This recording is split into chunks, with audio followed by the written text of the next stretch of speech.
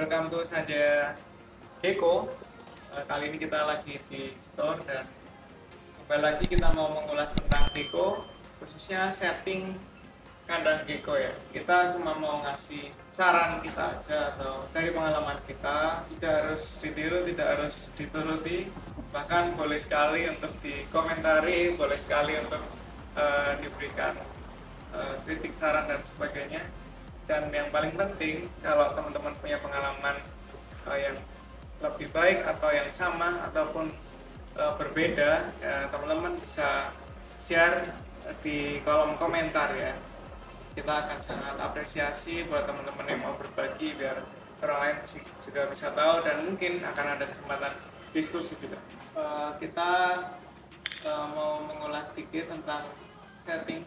Kali ini ada kegs ya atau akuarium. Jadi ini akrilik, akuarium akrilik. Jadi dia tidak mudah pecah, cenderung tidak mudah pecah. Bebas kalau mau bahan lain kaca juga boleh. Nah, ini geckonya kayak happy banget kan di dalam. Jadi ada beberapa tempat yang bisa buat dia nyantai, tempat buat dia sembunyi, tempat buat dia minum. Ini kita buat sedemikian rupa. Meskipun ini tidak begitu besar, tapi setidaknya ini sudah mungkin bisa dianggap lumayan layak ya buat tinggal buat hidup seekor gecko. Mungkin settingan dan mulai dari alas ya, karena paling bawah ya. Alas itu kita sangat sarankan menggunakan kertas, tapi pada saat sesi video ini di sini pakai toko pit ya. Ini cuma biar cakep aja, tapi kita untuk penggunaan sehari-hari pakai kertas ya. Jadi ini disclaimer nih, jangan salah sangka dulu, kita benar-benar membuat shooting aja nih pakai ini keren. Nah terus untuk alas itu bagusnya kertas. Terus kan kadang ada yang pakai dolomit, ada yang pakai bebatuan dan sebagainya. Itu kita tidak melarang dan kita juga tidak menyarankan untuk ganti juga, karena mungkin metode setiap orang berbeda dan itu sah-sah aja gitu. Jadi kalau teman-teman punya metode lain itu oke aja ya. Dan kalau kami pakai kertas, kemudian untuk memenuhi kebutuhan kalsiumnya gimana, itu kami pakai kalsium sendiri. Jadi ada wadah kalsium itu terserah ditaruh mana. Kalau mau estetik ya agak sembunyi gitu. Termasuk ada minuman juga kita agak sembunyi, biasanya di belakang. Kalau kalsium kita pakai kalsium gecko, teman-teman kita bisa klik di bawah, ada linknya kalau mau beli. Terus juga ada produk-produk lain juga, ini kebetulan sponsornya. Ini ada Intergatlot. Intergatlot ini gatlot buat si gecko menambah nutrisi ya, nanti dikasihin ke jangkrik, makan, terus ya si gecko yang makan jangkrik ya kurang lebih gitulah sistemnya. Terus kebetulan kali ini kita ada yang versi yang ditampilkan di sini, ada versi kecil sama besar ya. Yang kecil ini buat teman-teman yang pelihara dalam jumlah kecil tuh cocok. Kalau yang gede ya yang banyak gecko itu saya sarankan. Kalau mau beli reseller juga boleh ya, kalau teman-teman punya pet shop, punya reptile shop, itu bisa beli di kita. Oke, kita kembali lagi ke setting kandang. Nah ini setting kandang kurang lebih gini ya, simple aja. Yang penting gecko-nya nyaman. Nah, fungsi hiding cave, nah ini kita tadi belum bahas sampai hiding cave ya. Kan hiding cave itu sebenarnya nggak harus wow ya, bisa jadi sederhana aja. Kita pun juga jual hiding cave yang bagus tapi sederhana tapi aman buat gecko itu adalah dari batok kelapa. Nah, batok kelapa itu isinya untuk sembunyi juga, bagus banget, bentuknya udah bagus, kita udah siapin. Nah itu kita ada di Tokped juga, klik aja kalau mau, tinggal kolom bawah ya ada kliknya. Wadah minum juga kita ada jual juga, nah itu juga klik di Tokped. Itu aja sih kalau untuk setting kandang, kurang lebih simple aja, semuanya tersedia.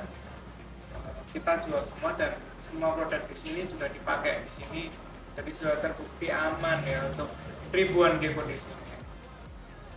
Oke. Mungkin itu aja untuk setting kandang. Selanjutnya kita lanjut ke perawatan ya. Mungkin gecko ini perlu makan ya, bukan mungkin lagi tapi sangat perlu. Tapi juga jangan sampai setiap hari atau jangan sampai kita terlalu memaksakan makan gecko gitu loh. Kayak aku sayang banget nih sama gecko, terus mana ada yang tanya tuh masih makannya tuh setiap hari atau harus gimana ya mas gitu.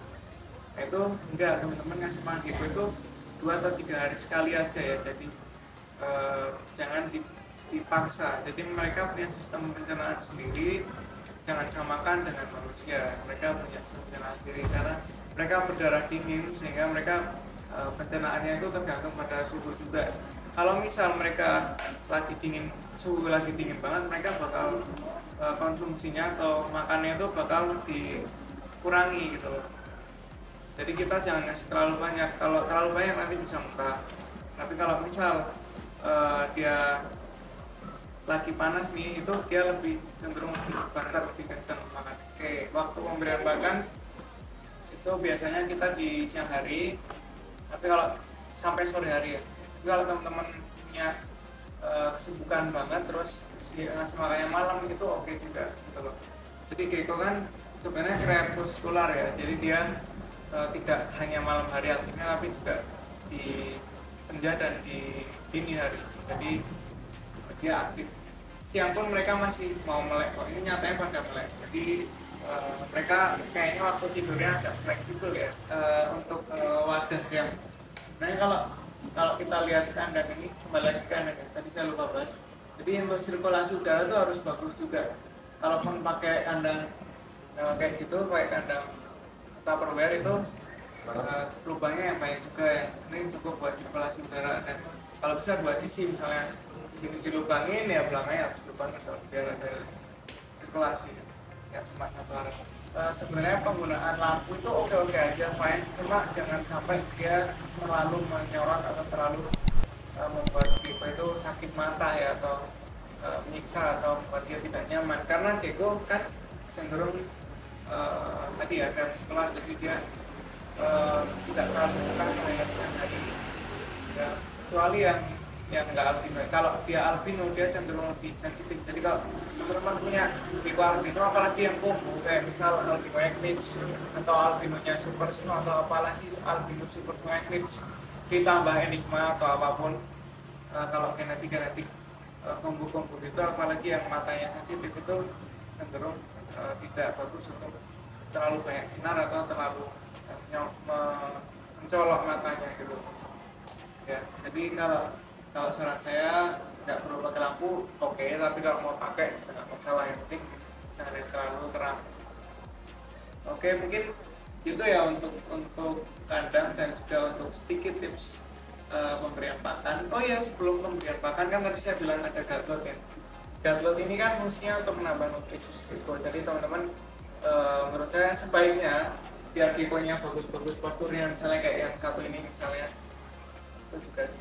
Nah ini kan bagus kan posturnya, ini teman-teman bisa lihat detailnya juga nanti. Posturnya bagusnya bisa didapat karena kita pakai nutrisi tambahan, karena kadang kalau hanya jangkrik saja atau pakan langsung itu dari sananya itu nutrisinya kita nggak tahu apa gitu loh, dikasih apalah sayur atau apa yang berbahaya kita nggak tahu. Jadi lebih baik dipuasakan dulu gecko-nya, jangkriknya dipuasakan, misal sehari atau setengah hari, terus dikasih guard. Kita ada aturannya juga di sini, udah lengkap ya, penggunaannya gimana ya. Terus misal jangkriknya 1 ons, berarti guard-nya cuma 10 gram. Nah, ini udah ada aturannya ya. Terus juga Ya, kita harus mendiamkan selama berapa jam nih, ada 6 sampai 10 jam. Itu biar penyerapannya maksimal. Itu sih penyerapan di si jangkriknya. Dan masih lengkap juga, kita juga ada informasi nilai gizinya, Bu. Kayak makanan manusia aja nih ada info nilai gizinya. Karena kita sudah teruji di laboratorium ya. Dan yang terpenting juga teruji di puluhan ribu gecko yang sudah pakai Indugalgot, kalsi gecko ya, jadi sudah aman, fix dan nyaman juga ya. Mungkin gitu dulu video kali ini. Thank you banget sudah nonton, semoga bermanfaat buat